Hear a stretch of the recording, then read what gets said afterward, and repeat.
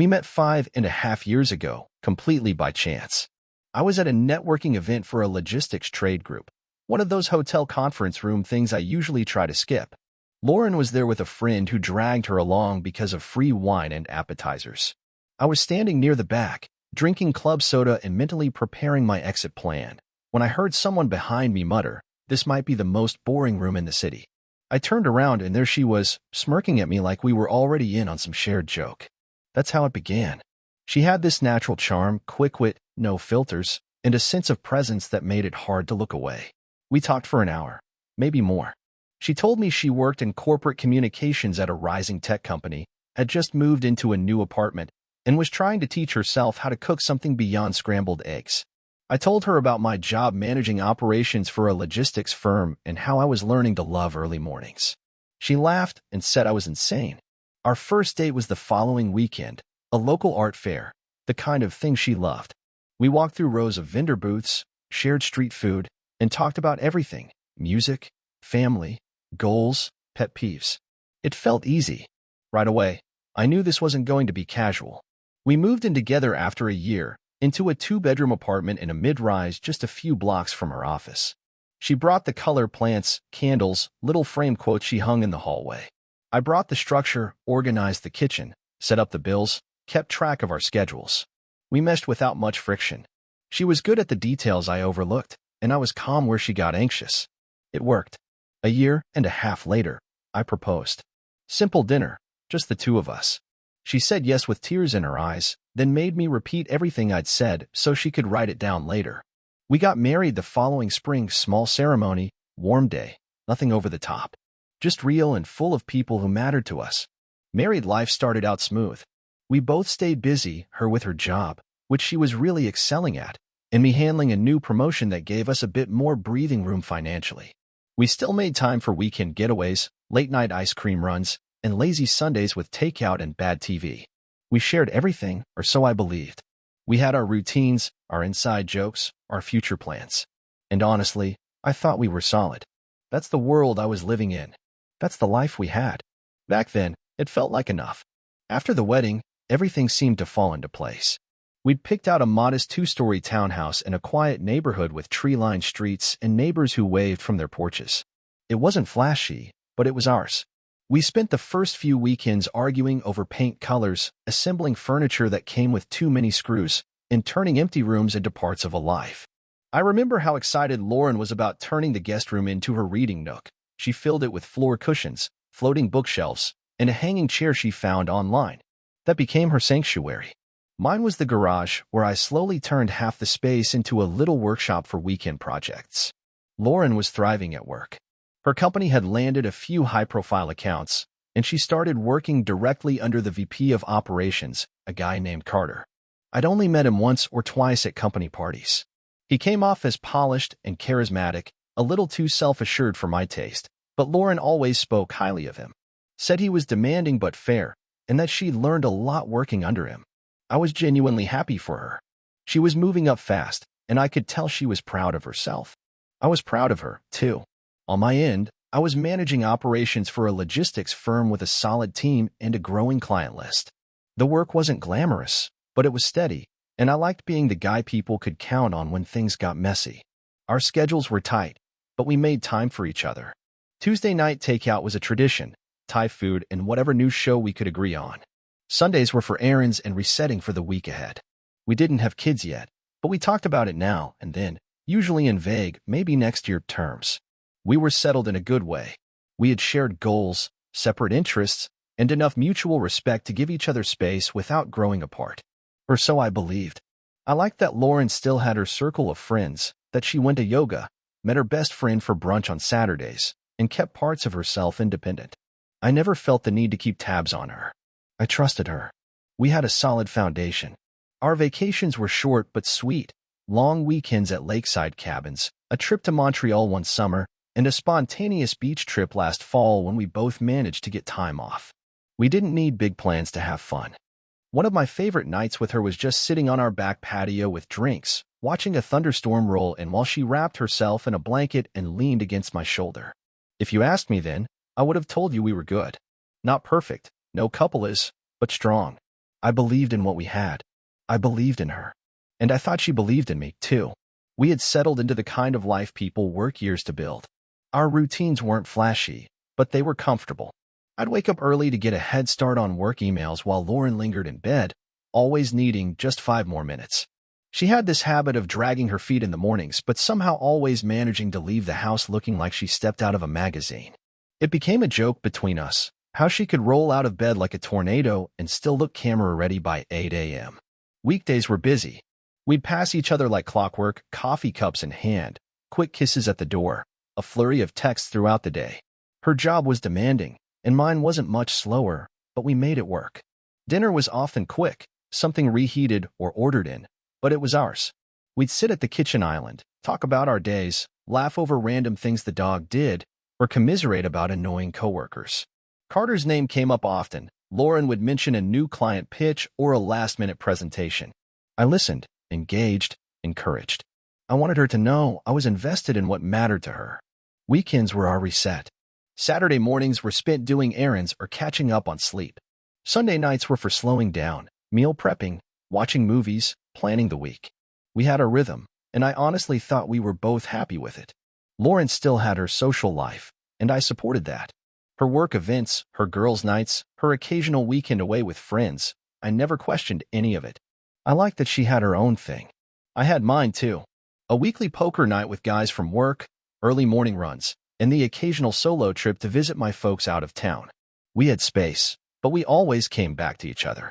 Looking back now, I can remember these moments so vividly, not because they were extraordinary, but because they felt real. Folding laundry while she told me about some office drama. Grocery shopping together, arguing over brands of cereal. Her dozing off on the couch mid-movie, head on my lap, my hand resting on her back. We had history, inside jokes, shared playlists, memories layered into every room of our house.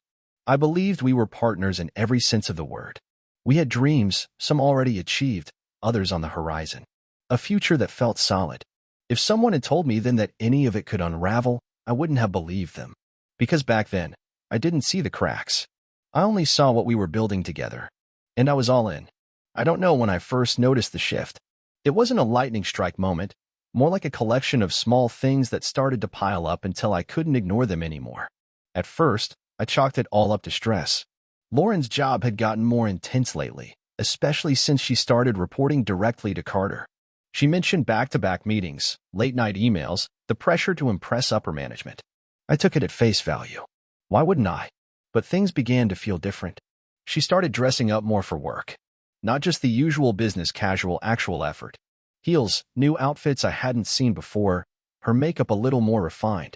I noticed because Lauren wasn't someone who fussed over appearances unless it was for something special. When I made a playful comment, big meeting today, or just feeling fancy, she brushed it off with a smile and said, I just want to feel good. No big deal. It wasn't just how she looked. It was how she was. A little more distant. Harder to reach during the day. Her text replies became shorter, more generic. Busy, talk later. Crazy day. She used to check in with me during her lunch break, sometimes even call to vent or laugh about something dumb Carter had said. That had all but stopped. One night, we were sitting on the couch after dinner, half watching a show we used to love. She was glued to her phone, typing quickly, then flipping it face down as soon as I glanced over. That wasn't like her. She used to leave her phone charging on the counter, didn't care if I picked it up to check the weather or find a playlist. No, it never left her side. I asked casually, everything okay? She didn't even look up. Yeah, just work stuff. I didn't push. But something about the way she said it felt rehearsed. Later that week, she mentioned having to work late, again. Carter wants the pitch finalized tonight, she told me as she threw a few things into her bag. I might be home late. Don't wait up. I nodded. Need me to bring you dinner later? No, I'm good, she said quickly. They're ordering in. It should have sounded normal. But instead, it felt like a carefully placed brick in a wall that was slowly rising between us. That weekend, she was quieter than usual. Distant. Even when we were in the same room, it felt like she was somewhere else entirely. I caught her staring out the window once, completely checked out. When I asked what she was thinking about, she smiled too quickly and said, just tired. Nothing important. But everything felt important now. I didn't say anything. Not yet. I wasn't even sure what I was afraid of. I just knew the woman sitting next to me felt a little less like mine each day. The silence between us had changed. It used to be easy, comfortable, even. Now it hummed with tension I couldn't quite name. Lauren still smiled, still asked me how my day was, still kissed me goodbye each morning. But it all felt like a script she was reading from memory, not something she actually meant. One evening, we were having dinner, takeout from the sushi place down the street. She was telling me about a new project at work, something about a rebranding initiative Carter had assigned her to lead. I listened, asked a few questions, nodded at the right moments. But there was something off in the way she spoke about him. She didn't sound annoyed like she used to. She didn't roll her eyes or call him a power-hungry control freak, like she had more than once before. She sounded eager, maybe even proud. After dinner, she went upstairs to check on some emails, and I stayed behind to clean up. I lingered in the kitchen longer than usual, trying to make sense of the unease curling in my gut. There wasn't anything specific I could point to, no evidence, no incident. But the patterns were changing, and I couldn't ignore the subtle tightness in my chest that came every time I thought about Carter. The next day, I stopped by her office during lunch. I'd been nearby on a delivery run and figured I'd surprise her. We used to do that kind of thing, grab a coffee, sit in the courtyard, steal a few minutes away from work. When I got there, the receptionist smiled politely but told me Lauren was out at a working lunch with her manager. She didn't say Carter's name, but she didn't have to. I texted Lauren, just a simple, "Hey, stop by. Maybe next time." And she replied 20 minutes later with a, "Ugh, sorry. Total chaos today. Next time for sure." It was perfectly casual. Too casual. That night, she was extra affectionate, arms around me on the couch, laughing at my dumb jokes, resting her head on my shoulder like everything was perfectly fine. And maybe it was. Maybe I was reading too much into things. But the whiplash of closeness after distance made me feel like I was being handled. Like she could feel me pulling away and wanted to reel me back in. The next few days followed a similar pattern. Late work nights. Locked phone. Over-explaining some things, barely mentioning others. She still smiled. Still laughed. Still asked if I wanted anything from the store. But it was the moments in between that started to haunt me. The glance she gave her phone before replying to a message. The way she started leaving the room to take calls. The sudden pause when I asked a simple question, like, "Who were you texting just now?" There were no fights. No confrontations. No harsh words. But the quiet told its own story. And for the first time in our marriage, I realized I didn't feel safe in the truth she was giving me. Because deep down, I'd started to wonder if it wasn't the truth at all. It was the kind of tension you don't see from the outside. If someone had watched us from a distance, they'd probably think everything looked normal. We still moved around each other like a couple used to the rhythm of life. Coffee cups passed back and forth in the morning, polite questions about work, quiet dinners eaten in tandem. But under that rhythm, something was shifting, like a song I no longer recognized even though I knew the melody by heart. Lauren had become masterful at being just present enough. She still did all the little things that said, "I care," sent me text in the middle of the day, picked up my favorite snacks at the grocery store, asked about my meetings. But it all felt strangely polished, as if she were performing a version of herself she knew I expected. I kept waiting for that raw, unfiltered spark to show up, the laugh that came too fast, the story she used to rush to tell me before anyone else. But those moments were fewer now, and when they did come, they felt like they had been rehearsed in the mirror. One evening, we were out with friends, casual dinner, nothing fancy. Lauren was glowing, joking with everyone, telling stories about her office with that animated expression she used to reserve for our late-night talks. And every time she mentioned Carter, I noticed how her eyes lit up just a little more than usual. She described his brilliant strategies, how he pushed her to be her best, how the whole office looked to him for guidance. The praise felt excessive, but no one else seemed to notice. They just nodded, smiled, sipped their drinks. I sat there, watching her from across the table, thinking about how this version of Lauren, the one who could speak so freely and laugh so easily, barely existed at home anymore. I couldn't remember the last time she'd looked at me the way she looked when she spoke about her job. I tried not to let it show, but the knot in my stomach tightened with each passing hour. At home, things didn't improve. If anything, they became more curated. She was careful, always a step ahead of anything I might ask. One night, I made a joke about her working late so often, and she shot me a smile that didn't quite reach her eyes. "You always said you wanted a wife with drive," she said lightly, before slipping into the bedroom to shower. The door clicked behind her, and I just stood there in the kitchen, the weight of her words hanging in the air like steam. I started paying closer attention, not because I was trying to catch her, but because I was desperate to understand what had changed. I noticed that she'd started charging her phone in the bathroom while she got ready in the mornings, instead of on the nightstand like she used to. I noticed how she flinched, just barely, if I reached for her phone to check the time or scroll through music. Her laughter still echoed through the house sometimes, but it came at odd hours, often from behind a closed office door. I didn't want to be the guy who checked timestamps or tracked patterns or read too much into innocent things. But when someone you love starts keeping parts of themselves hidden, you start to wonder if those parts were ever really yours to begin with. I didn't confront her. I didn't make a scene. I just quietly took note of the distance growing between us. A distance I hadn't created, but couldn't seem to close. And I kept asking myself the same question every night before I fell asleep. Is she just overwhelmed? Or am I losing her piece by piece? I didn't tell anyone what I was feeling. Not friends, not family, not even my brother, who's been my sounding board since we were kids. It wasn't shame. It was uncertainty. I didn't want to paint Lauren in a light she didn't deserve if this was all just stress, a rough patch, a misread. But deep down, I knew something had shifted. And when silence starts to feel louder than conversation, you stop pretending you're imagining things. The idea of setting up cameras didn't come from suspicion alone. It came from exhaustion. I was tired of guessing, tired of smiling through conversations that felt hollow, tired of analyzing her every glance and wondering if I was just being paranoid. I didn't want to catch her. I wanted to prove myself wrong. I wanted the footage to show nothing more than an overworked woman coming home, watching TV, going to bed. I installed the cameras while she was on an overnight work trip. 3 of them. Discreet, tucked into corners of the living room and hallway, and one hidden in the bedroom angled toward the door, not the bed. I told myself it was about peace of mind, nothing more. I even practiced the lie in my head, just in case. I wanted to keep an eye on the dog. Ridiculous, maybe, but it gave me something to cling to while the guilt simmered underneath. When she got home, nothing seemed different. She greeted me like she always did, light kiss, quick hug, tossed her bag near the stairs. If she noticed anything off, she didn't show it. And for a while, nothing happened. The cameras picked up routine, her coming home, dropping her keys, pouring wine, collapsing on the couch with her laptop. I watched the footage each night after she went to bed, hoping to see something, anything, that would make me feel stupid for even setting them up. And yet, the routine only deepened the pit in my stomach, because something about her presence felt empty. She moved through the house like she was visiting, not living in it. Her calls became more frequent, but always short, always behind closed doors. When I asked how things were at work, she said, same as always, and changed the subject. When I brought up planning a weekend away, she said she was slammed with deadlines.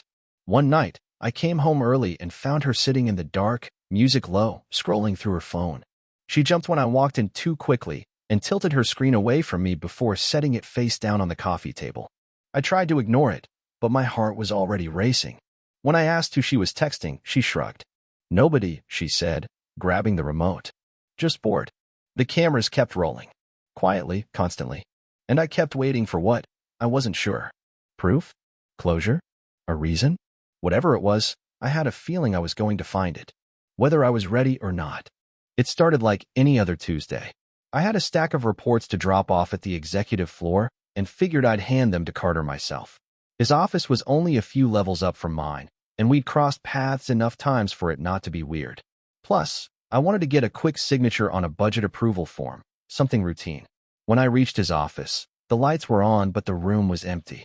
The door was slightly ajar, and there was music playing softly through his desktop speakers, some mellow jazz track that didn't fit the mood of a guy who usually barked orders through tight teeth.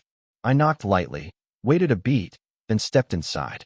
Just a few steps, just long enough to lay the folder neatly on his desk like I'd done a dozen times before. And then I saw it. His laptop was open. Not just open, unlocked, glowing, active. I didn't mean to look, but the screen was facing me directly. And what caught my eye wasn't the spreadsheet I expected to see or the client deck I knew he was working on. It was a video window. A paused video. The thumbnail was unmistakable. Lauren. In our bedroom. On our bed. With him. My throat tightened instantly. It felt like being sucker punched, like time skipped a frame and dropped me into a nightmare. I stared at the screen, unable to breathe, unable to look away. She was smiling in the video, laughing, her hair pulled back the way she did when she was trying to look effortlessly hot. And there he was, Carter, shirtless, reaching for her. Below the video, there was a string of open messages, emails, chat logs, photos, words I couldn't unsee, words like "can't wait to do that again," and "he's so clueless, it's almost funny." There were dates, times, coordinated plans. This wasn't a slip. This wasn't a one-time thing. They had been planning this, laughing about it, mocking me. I stepped back slowly, closed the folder I'd placed on his desk, and turned to leave. My legs were moving, but I didn't feel them. My hands were shaking. I don't remember walking back to the elevator or how I made it to my car. I just remember sitting behind the wheel, staring at nothing, feeling my heartbeat in my throat. The silence in that car felt like the beginning of an entirely new world. The world where my wife, the woman I loved, had been sneaking behind my back with my boss. In our home, every instinct in me screamed to go home, to confront her, to demand answers. But there was no need for answers anymore. I had seen everything.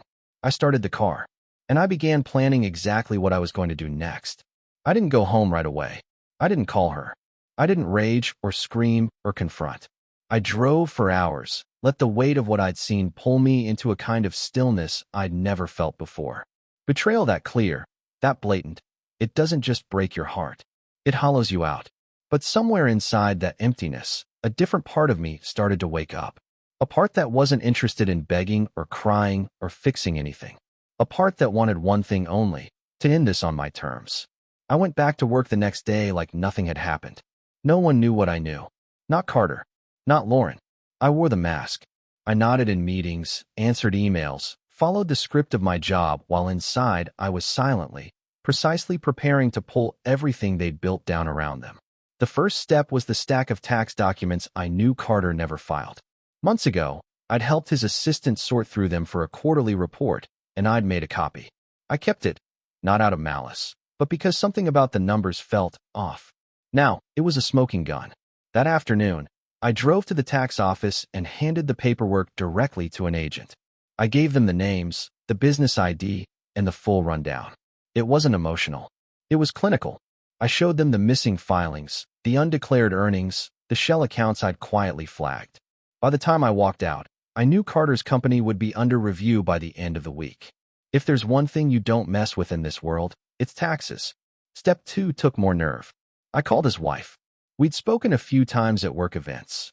Always polite, never more than small talk, but I remembered the way she looked at me once during a dinner party, after a few glasses of wine. It wasn't innocent, and I hadn't forgotten. I told her I needed to speak with her, that it was important. She agreed, and we met that evening in a parking lot near a quiet cafe, away from the office and the world. When I told her what had happened, everything, I saw the color drain from her face. She wasn't surprised. Hurt, yes, but not shocked. I knew something was off, she said, voice low. I just didn't want to see it. We sat in silence for a while. Then she looked at me with a different kind of stillness. Not soft, not warm, just raw. You're not the only one who deserves closure, she said. That night, we crossed a line neither of us had ever planned to. I won't dress it up. It wasn't love. It wasn't revenge sex in the movie sense. It was quiet, wordless grief laced with anger and understanding. And when it was over, I didn't feel triumphant. I felt done. Done with Lauren. Done with pretending. Done with holding back. On my way home, I queued up the video we'd made, short, simple, undeniable. I sent it to Lauren without a caption. Just the clip and a final message. I know everything. She called within seconds. I didn't answer. By the time I pulled into the driveway, her car was gone. I walked into the house, took a deep breath, and started pulling her things from the closet. Bags, clothes, the little framed photos she always insisted on keeping on her nightstand. I didn't care if it broke. I threw it all out the window, one piece at a time, watched it scatter across the lawn under the porch light like ashes from something that used to matter. When she came back, her eyes were red. She tried to speak, but I held up a hand and said, "We're done." Then I closed the door behind her and locked it. Permanently. She and Carter tried to contact me, calls, messages, emails. I ignored every single one. Because sometimes, silence is the only answer you need. The house was quieter than ever after Lauren left. At first, it was the kind of quiet that aches. The echo of her footsteps no longer coming down the hall, the way her side of the bed stayed perfectly untouched, her favorite coffee mug still tucked in the back of the cabinet where she always left it. But after a few weeks, the silence changed. It didn't feel hollow anymore.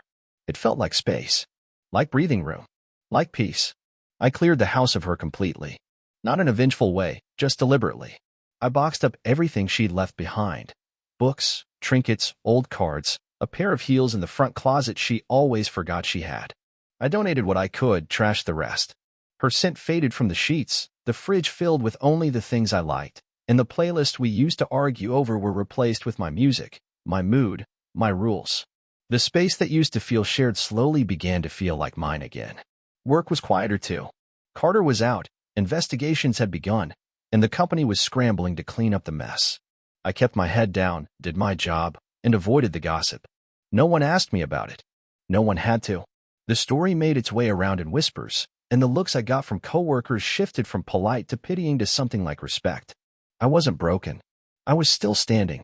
Then one morning, while running errands, I bumped into someone I hadn't seen in years, Amanda.